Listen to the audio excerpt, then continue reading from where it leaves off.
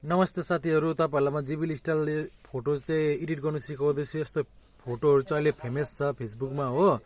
तपाईँहरू पनि सिक्नु सक्नुहुन्छ। मैले त जानेको तपाईँहरूलाई सिकाउँदैछु होइन। त्यसको लागि तपाईँहरूले फर्स्ट चाहिँ प्ले स्टोरमा जानुपर्छ। हेर्नुहोस् के गर्नुपर्छ। प्ले स्टोरमा गएपछि प्ले स्टोरमा जानुहोस्, त्यहाँबाट तपाईँको GROKAI लेख्नुहोस्, त्यहाँबाट त्यसलाई ओपन गर्नुहोस्।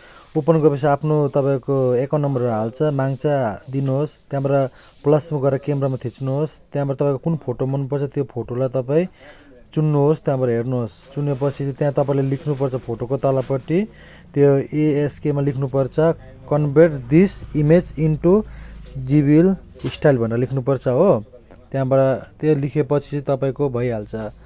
केही गर्नु पर्दैन। त्यहाँबाट यो एरो चिन्ह छ, यो तपाईँको तीर जस्तो, त्यो तीर जस्तोलाई थिच्नु। तीर जस्तो थिचेपछि हेर्नुहोस् भइहाल्छ। त्यहाँबाट तपाईँको त्यो उताबाट कम्पनीबाट तपाईँलाई फोटो पठाइदिन्छ उताबाट बनाइकन, यो जिबिल स्टाइल भनेको हो। तपाईँले त यसलाई फेसबुकमा मेरो त 3 पल्ट, तर दिनमा 3 पल्ट मात्रै हुन्छ साथीहरू। 3 पल्टभन्दा बेसी हुँदा मैले 3 पल्ट फोटो बनाएको छु।